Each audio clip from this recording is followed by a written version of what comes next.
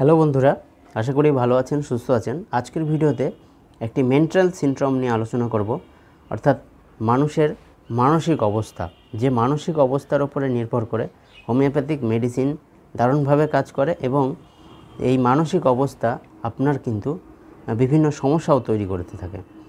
তো এই সম্পর্কে আলোচনা করে কিছু মেডিসিনের কথা বলবো, যে মেডিসিনগুলি আপনার এই মানসিক সমস্যাকে সম্পূর্ণভাবে ঠিক করতে পারে। তো ভিডিওটি সম্পূর্ণ দেখার জন্য আমার সঙ্গে থাকবেন। আমার চ্যানেলে নতুন হলে অবশ্যই চ্যানেলটি সাবস্ক্রাইব করে পাশে যে ঘন্টা চিহ্ন আছে তাতে প্রেস করে দেবেন।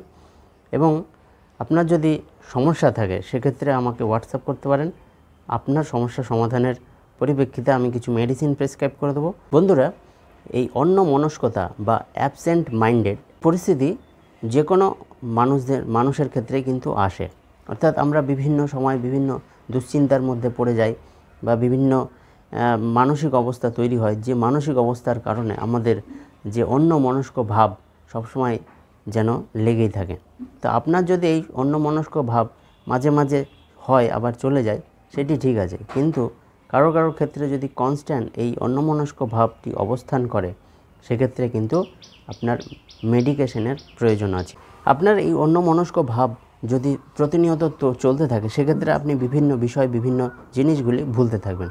এই অন্যমনস্ক ভাব যদি কোনো শিক্ষার্থীদের মধ্যে চলে আসে সেক্ষেত্রে তাদের যে পড়াশোনার বিভিন্ন সময় তারা ভুলে যায় বা পড়তে চায় না বা তাদের পড়াশোনাতে মন বসতে চায় না। তো এই রকম তাদের বিভিন্ন পরিস্থিতি তৈরি হয়, যে পরিস্থিতিগুলি ভবিষ্যতের জন্য খুবই মারাত্মক বা অসুবিধাজনক।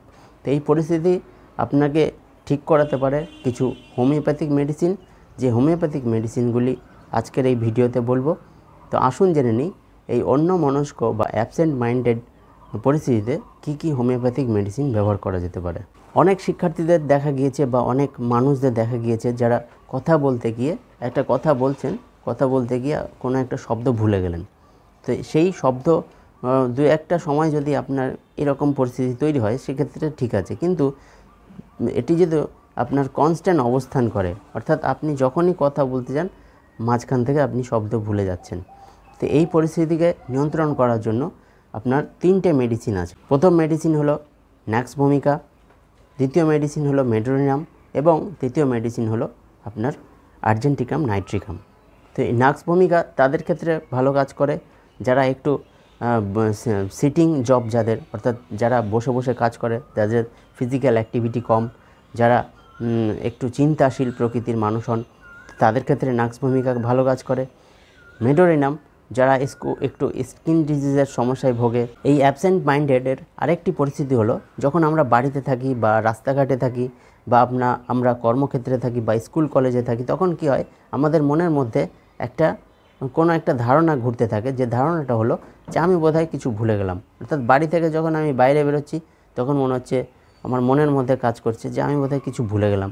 আবার স্কুলে বা কলেজ থেকে যখন আমি বাড়ি আসছি তখন মনে হচ্ছে আমি মনে হয় কিছু ভুলে গেলাম। বা কাজের ক্ষেত্রে যখন আছি বা কোনো একটা কাজ করছি তখন মনে হচ্ছে কোনো একটা কিছু ভুলে গেলাম। তো অর্থাৎ তার মনের মধ্যে সবসময় কিছু ভুলে গেলাম বা কিছু ছুটে গেল, তো এই রকম পরিস্থিতি তার চলতে থাকে। তো এই পরিস্থিতিকে ঠিক করতে পারে একটি মেডিসিন, যে মেডিসিনটির নাম হলো কস্টিকাম। এই কস্টিকাম মেডিসিনটিও আপনি হায়ার পটেন্সিতে ব্যবহার করবেন, অর্থাৎ কমপক্ষে 200 পাওয়ারে। এবং এই হায়ার পটেন্সি যখন ব্যবহার করবেন তখন এই মেডিসিনটি আপনি সপ্তাহে 2 থেকে 3 দিন ব্যবহার করতে পারেন। কিছু কিছু মেডিসিন সপ্তাহে 1 দিন করেই ব্যবহার করা যেতে পারে। বন্ধুরা, আমরা অনেক সময় কি হয় যে কোথাও গিয়েছি সেই এলাকাটা ভুলে যাই। অর্থাৎ আপনি আপনার বন্ধুর বাড়ি গিয়েছেন, গলি গলি অনেক রাস্তা, কিন্তু দেখা যাচ্ছে আপনার পরিচিত জায়গা, কিন্তু আপনি বারবার সেই জায়গাটি ভুল করেন। এবং এই পরিস্থিতিটি আপনার বাড়ির ক্ষেত্রেও হয়ে থাকে, অর্থাৎ আপনি বাড়ির রাস্তা ভুলে যান বা আপনার কোনটা বাড়ি সেটিও অনেক সময় ভুলে যান, চিনতে পারেন না। তো এইটিও কিন্তু একটি অ্যাবসেন্ট মাইন্ডেডের একটি অন্যতম লক্ষণ, অন্যমনস্কতার একটি অন্যতম সিনড্রোম। এই পরিস্থিতিকেও কিন্তু আপনাকে ঠিক করতে হবে, নাহলে কিন্তু এর একটি ভয়ঙ্কর পরিণতি কিন্তু পরবর্তীতে লক্ষ্য করা যায়। তো এই পরিস্থিতিতে যে মেডিসিনটি দারুণভাবে কাজ করে সেটি হলো নাক্স মস্কেটা এবং পেট্রোলিয়াম। এক্ষেত্রেও এই মেডিসিন দুটি আপনি 200 পাওয়ারে দিনে একবার করে মোটামুটি সপ্তাহে 2-1 দিন সেবন করতে পারেন।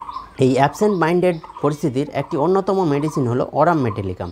এই অরাম মেটালিকাম পেশেন্টদের মধ্যে দেখা যায় যে তারা একসময় প্রচুর ব্যক্তিত্ববান পুরুষ ছিলেন, তাদের দেহ অবস্থা সমস্ত কিছুই যেন সুন্দর ছিল, কিন্তু হঠাৎ করে তাদের অর্থনৈতিক পতন ঘটে বা শারীরিক কোনো পতন ঘটে। এই শারীরিক পতন ঘটার কারণে সে মানসিকভাবে ভেঙে পড়ে এবং তার মধ্যে একটা সুইসাইড টেন্ডেন্সি তৈরি হয়। এই সুইসাইড টেন্ডেন্সিজনিত কারণে তার সবসময় একটা অন্য মনস্কতা ভাব, অর্থাৎ মনে হচ্ছে সে অন্য জগতের মধ্যে ঢুকে গিয়েছে। তো এই রকম পরিস্থিতি নিয়ন্ত্রণ করার জন্য আপনি অরাম মেটালিকাম মেডিসিনটিকে ব্যবহার করতে পারেন। এই ক্ষেত্রে এই মেডিসিনটি আপনি 200 পাওয়ারে সপ্তাহে একবার করে কয়েকটি ডোজ যদি নেন, সেক্ষেত্রে আপনার এই পরিস্থিতি সম্পূর্ণভাবে ঠিক হবে এবং আপনার মনের মধ্যে যে সুইসাইড টেন্ডেন্সি আছে সেটি কমে যাবে এবং আপনি বেঁচে থাকার যে আনন্দ সেটি কিন্তু খুঁজে পাবেন। অ্যাবসেন্ট মাইন্ডেড পরিস্থিতির আরেকটি অন্যতম মেডিসিন হলো হায়োসিয়ামাস।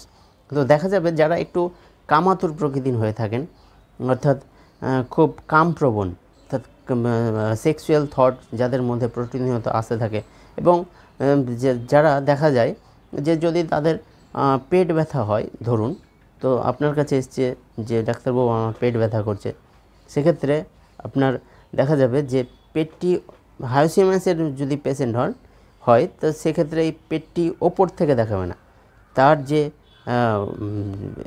সে যে বস্ত্র পরে আছে সেটি তুলে তার পেটটাকে দেখাবে, অর্থাৎ তার মধ্যে একটা উন্মুক্ত ভাব, অর্থাৎ শরীর দেখানোর যে প্রবণতা সেটা কিন্তু ব্যাপকভাবে লক্ষ্য করা যায়।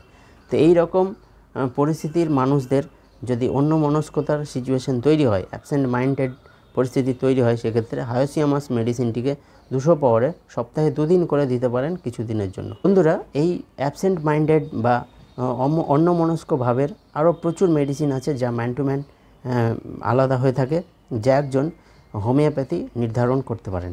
এক্ষেত্রে আপনার কোন মেডিসিনটি প্রয়োজন তা একজন হোমিওপ্যাথের সিদ্ধান্তেই সেটি নির্ণয় করা সম্ভব। তা আপনার যদি কোনো সমস্যা থাকে আমাকে হোয়াটসঅ্যাপ করতে পারেন। এবং আজকের ভিডিওটি কেমন লাগলো অবশ্যই কমেন্ট করে জানাবেন, ভালো লাগলে লাইক করবেন, শেয়ার করবেন এবং আপনি আমাদের চ্যানেলে নতুন হলে চ্যানেলটি সাবস্ক্রাইব করে আমার পাশে থাকবেন। ভালো থাকবেন, সুস্থ থাকবেন, ধন্যবাদ।